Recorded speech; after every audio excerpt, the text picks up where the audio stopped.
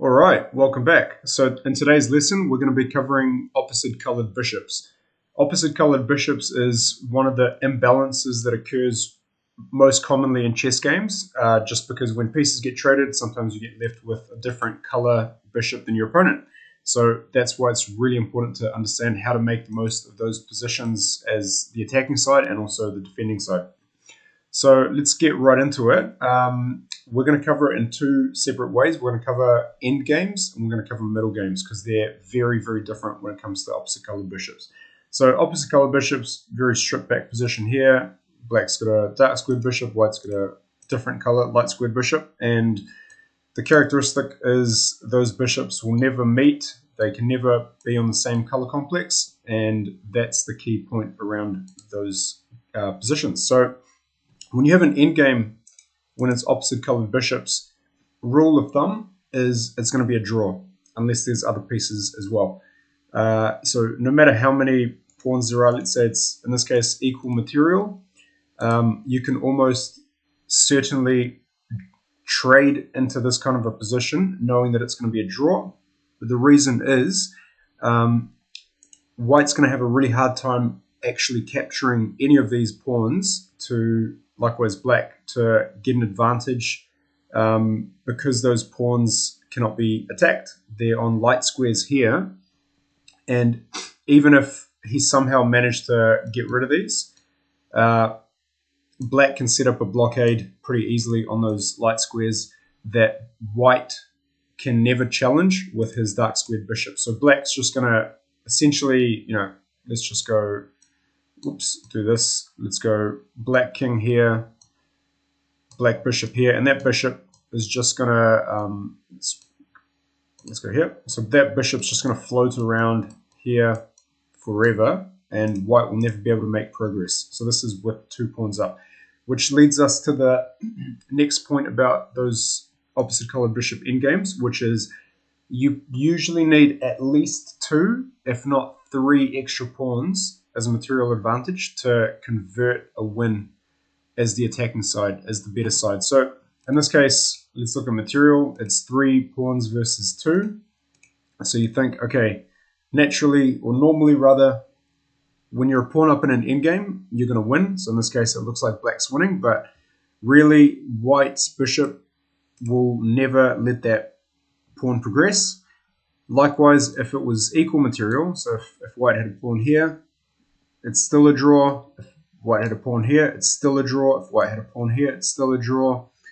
If white had a pawn here, it's still a draw, because white will never be able to progress because black controls those dark squares. He can just get his king, or his king's going to look after that pawn really, or the other way around. His king could come here and float around between these 3 squares, and white will never make any progress.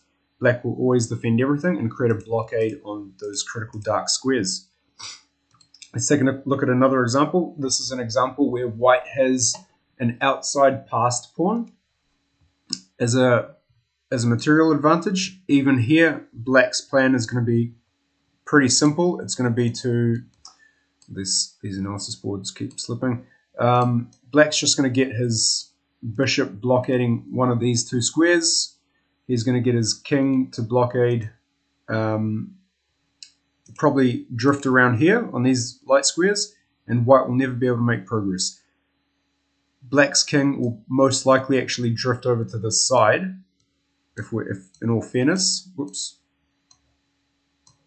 and he'll put a bishop here. This way, black will, you can never challenge that king on a8 or a6 with that dark squared bishop, and it's going to be a draw for that reason. So why are middle games different? So let's just recap endgames quickly. Endgames are going to always be drawn unless the attacking side has a pretty substantial material advantage of at least 2 or 3 pawns. Middle games, on the other hand, if you've got opposite colored bishops, as in this case, so this is kind of like a rook and bishop middle game, or end game rather. So the characteristic of this position is that there are other pieces. So in this case, each side has a rook and it's equal material. When this happens, having opposite colored bishops usually favors the attacking player, as long as the attacking player can find weaknesses that the opponent's opposite colored bishop can't defend against. So in this case, white to play, he's just going to go here, attacking that pawn here. These pawns are also locked by white's pawns. So once that f7 pawn falls, these will probably fall as well, and then white will have 3 connected pass pawns as an advantage. That's why that's crucial. Also, white's got the advantage here because, let's just say this is the starting position. White's managed to trade down into a position where his rook is in a very aggressive position, whereas the opponent's rook is very passive. That's the key difference. That's why having the rooks on the board changes the whole story. If the rooks were missing, we're back to an equal material, equal endgame, drawn endgame. Nothing is going to happen here. Even if it was same colored bishops, just having opposite colored bishops means even if black was missing that pawn, or I don't know, if black was missing 2 pawns, it's usually going to be a draw here. So black's got really good drawing chances here. Let's go further earlier into the game. So this is a middle game where black has a light squared bishop and white has a dark squared bishop. Black's light squared bishop is bad because it's blocked behind its pawns, whereas white's is actually quite good because it's not blocked in. It's got these squares to roam freely in.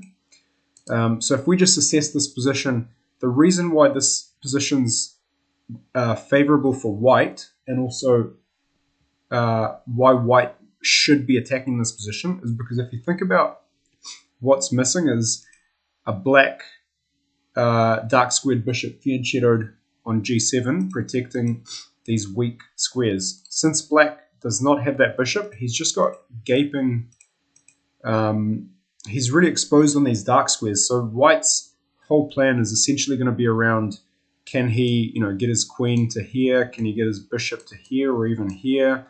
There's mating threats here. The knight could come to g5. That's weak. The pawn's probably gonna, let's go back to this original position. Even if white gets his pawn here, here, what white wants to do in this position is essentially make the most of the fact that he's got a dark squared bishop, whereas his opponent doesn't have a dark squared bishop. And so opposite colored bishops in a middle game tend to favor the attacker. This light squared bishop of blacks is just going to be a liability throughout the whole game, because it's just going to essentially float around on these 2 squares, most likely, maybe drop back to defend down here later on, but it's got no prospects at all. It might try to maybe swing around this way, but even then a swift g4 will get it out of, oops, it's blooming board, get it out of its habitat. So white's strategy here, plain and simple, is make the most of the fact that you've got a opposite colored bishop by playing on those dark squares. These are the moves that white will be aiming to play in some degree. Probably a rook lift around here.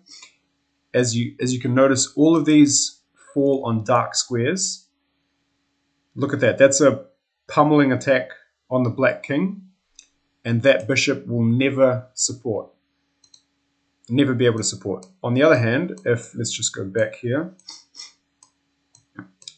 If black's bishop was here, this is a much more balanced position, because black's actually able to, if worse comes to worse, trade bishops. Oops. Last time I made this mistake, I swear. If black trades bishops, at least white doesn't have an unopposed dark squared bishop, so black will still be on the defensive because he's still got those really weak dark squares, but at least he can start coming up with some counterplay along this open c file, which is black's advantage over white, and then white might have to start defending here. Black might shuffle his knight around here, maybe do a bit of a pawn push on this side, and black has some counterplay. But that's really how quickly your position can fall apart if you have a dark squid. If you have a opposite colored bishop in the middle game. So yeah, there you have it. Make sure that you recognize when you're trading your pieces, not to trade into an unfavorable position where I don't know, you might be 2 pawns up and then you start trading all the pieces and then you realize that, damn, I've traded into an opposite colored bishop's endgame and now my opponent's going to escape with a draw. Don't let that happen to you. Likewise, if you're defending, you want to make sure that you've got those opposite colored bishops because your defensive chances are probably 95% or above because it's almost impossible to win those opposite colored bishop endgames. Likewise in the middle game, quick recap, make sure that you find targets in your opponent's position that his bishop or her bishop cannot defend, and then you'll be off to glory. So that's it for today. Make sure you subscribe for more of these types of videos. I'll be pumping out content, so catch you in the next one. Peace out.